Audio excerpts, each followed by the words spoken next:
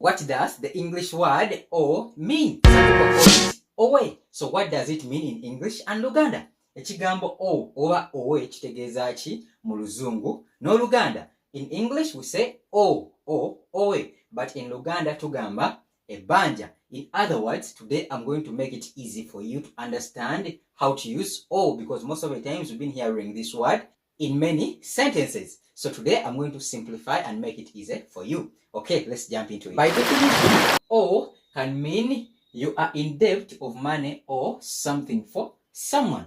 So by definition, once again, "o" or "owe" can mean you are in debt of money or something for someone. In other words, "owe" mu Luganda kiyinza okutegeeza ebbanja. Ng'olina ebbanja ly'omuntu oba obanjibwa ekintu okuva eri omuntu. Sikyateeka nti no zirina kuba ssente, naye oyinza okuba obanjibwa okwetonda, obanjibwa ekintu kyonna kyonna okuva eri omuntu. In other words, "owe" kiyinza okubeera nga ebbanja mu Luganda. Or in Luganda we can say okuba mu bbanja lya ssente oba ekintu kyonna nga we nkunnyonnyodde.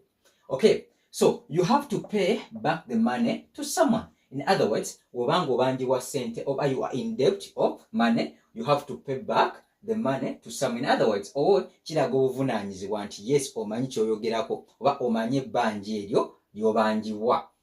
You feel you should do something for someone. In other words, wano "o" kiraga obuvunaanyizibwa nti yes, kikakatako okubaako ky'okolera omuntu. In other words, owe tugikozesa nga when we are in debt oba when we want to express out something we want to do for someone. Okay, let's see. How do we use "o"? Okay, katulabe engeri gye tukozesaamu "o". How do we use "o"? You start with the subject. Subject twagamba liyinza okuba erinnya oba nakasigirwa y'ekintu, followed by, whenever you use these subjects he, she, you use "os." "Os" because it is singular. So we add "s" to "o." In other words, other subjects use "o." Subjects endala okozesa "o." Naye ku zino ebbiri you use "os." For example, he owes you money. She owes you money. Are we together? So you start with the subject, erinnya ly'ekintu, like this one, followed by "o" plus the object. Are we together? As we're going to see in examples.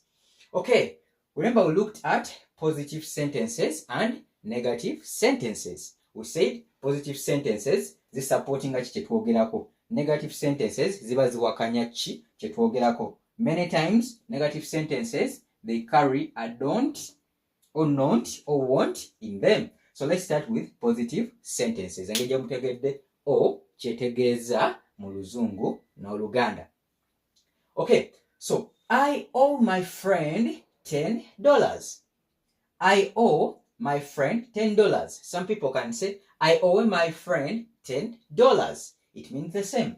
I owe my friend $10. Kino kitegeeza ki? This means that you are demanded $10 by your friend. Once again, I owe my friend $10. It means that you yourself, I owe my friend, you are demanded $10 by your friend. Because you start with the subject, followed by "o" and the object. Now, in this case, I is the subject, followed by the "o" word, and object is the friend. So implying that you are being demanded $10 by your friend. So your friend is demanding you $10. Hope we are together. Nti inze bamanja $10 mukwano gwange. Kino kye kitegeeza I owe my friend $10. Kitegeeza gwe weeyogerako gw'ayogera gwabanjibwa $10 okuva ewa mukwano gwo. So I owe my friend $10. It means inze bamanja $10 mukwano gwange oba mukwano gwange amanja $10. Nze bamanja $10 mukwano gwange. Okay, another example. He owes the bank some money. He owes the bank some money.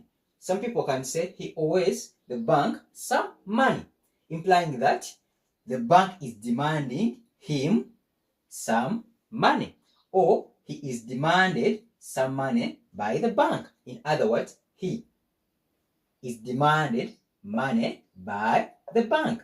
Banka emubanja sente. Banka eba emubanja sente. Wogamba he owes the bank some money. Banka yebebanja ono sente. If you say Martin owes the bank some money, nti Martin aba abanjibwa banka sente. If I say I owe you some money, kitegeeza nze mba manjibwa okuva gy'oli sente. Ndowooza tuli ffenna. Okay, let's see another example. You owe him a thank you. Can you read? Good. You owe him a thank you. Or some people say you owe him a thank you. But the best way is you owe him a thank you. Are we together? And this is gwe weetaaga okumwebaza. You owe him a thank you. Kiba kitegeeza gwe weetaaga okumwebaza obanga olina ebbanja ly'okumwebaza. Because oba ayinza okuba nga alina kyakkoledde, you owe him a thank you. Ogenda kugamba gwe weetaaga okumwebaza oba olina ebbanja ly'okumwebaza ku mutima obanga alina kyakkoledde nga we nkunnyonnyodde. Okay, so these are positive sentences. As we saw, we looked at positive and negative sentences in the previous video. Katulabeko ku negative sentences. Tukozesa tutya akagambo kano o oba ebbanja. Okay, so negative sentence number 1. I don't owe you money. I don't owe you money. What do I mean by this? So I don't owe you money. It means that I don't have any debt from you, or you don't demand me any money, or you don't demand me anything. I don't owe you money. Kitegeeza nze sirina bbanja lyo. Nze sirina bbanja okuva gy'oli. If you say I don't owe you money, kitegeeza nze sirina bbanja okuva gy'oli obanga seewoze ku ssente obanga sina kye obanga tolina ky'ommanja. I don't owe you money. Okay. You don't owe me anything. You don't owe me anything. Kitegeeza nze tolina ky'ommanja. You don't owe me anything. Are we together?